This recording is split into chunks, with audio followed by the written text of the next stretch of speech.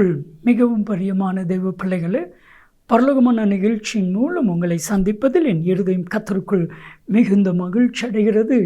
உங்கள் எல்லாரும் இயேசு கிறிஸ்துவின் இன்ப இனி நாமத்தினாலும் கிராஸ் டிவி ஊழியங்கள் சார்பாக என் அன்பின் வாழ்த்துக்கள். இன்றைய பரலோகமன்னா, உன்னை வேடனுடைய கண்ணிக்கு தப்புவிப்பா. என் அன்பு தெய்வ பிள்ளைகளே, நம்முடைய வாழ்க்கையில் மிக முக்கியமான ஒரு காரியம் தப்புவிக்கப்படுவது. மனுஷங்களுக்கு, மனுஷங்களுடைய எண்ணங்களுக்கு, மனுஷனுடைய தீய காரியங்களுக்கு, பொறாமைகளுக்கு நம்மளை தப்புவிப்பது.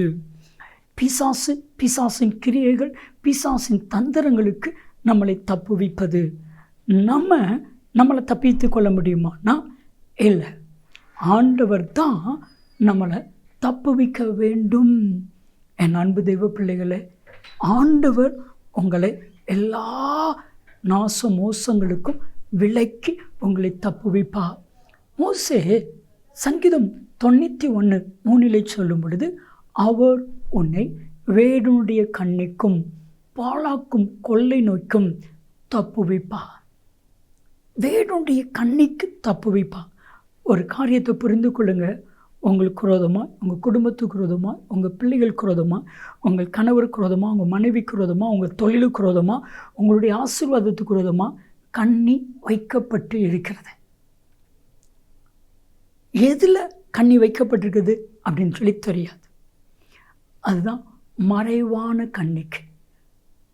என் அன்பு தெய்வ பிள்ளைகளே, நீங்களும் நானும் ஜெபிக்க வேண்டிய ஒரு மிக முக்கியமான ஜெபத்தில் ஒன்று, நீங்கள் தினமும் ஜெபிப்பீங்கள, அந்த ஜெபத்தில் இந்த வார்த்தையை ஆட் பண்ணிக்கோங்க.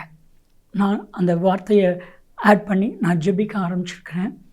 ஆண்டவரே, மறைவான கண்ணிக்கு என்னையும் என் குடும்பத்தையும் என் பிள்ளைகளையும் விலக்கி காத்து கொள்ளுங்க. எங்களுடைய சிந்தைக்கு மறைவாக இருக்கிற, எங்களுடைய கண்ணுக்கு மறைவாக இருக்கிற, எங்களுடைய இருதயத்துக்கு மறைவாக இருக்கிற கண்ணிக்கு எங்களை விலக்கி காத்து கொள்ளுங்க. இந்த ஜெபம் தினமும் நம்ம ஜெபிக்க வேண்டிய ஒரு ஜெபம். யோபுவை குறித்து அவனுடைய நண்பன் சொல்லும் பொழுது சொல்லுவான். யோபுவின் புத்தகம் 18வது அதிகாரம் 10ஆம் வசனம், வழியிலே அவனுக்கு கண்ணிகள் வைக்கப்பட்டிருக்கிறது.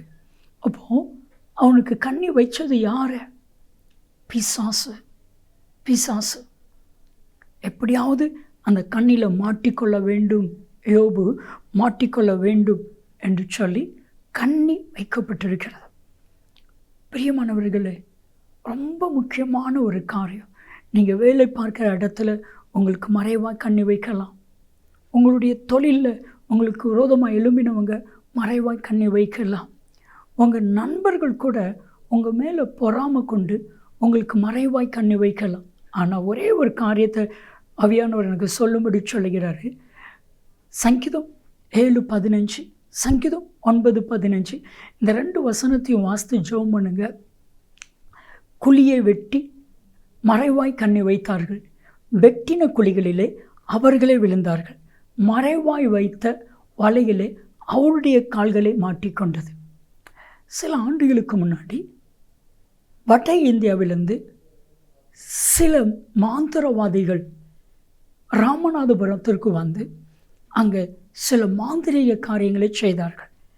என்னென்னா, ஊழியக்காரங்க ஆக்சிடெண்ட்டில் சாகணும், ஊழியக்காரங்க பண பிரச்சனையில் மாட்டணும், ஊழியக்காரங்க பாவத்தில் சிக்கணும், அவங்களுடைய பேர் அழிக்கப்பட வேண்டும்.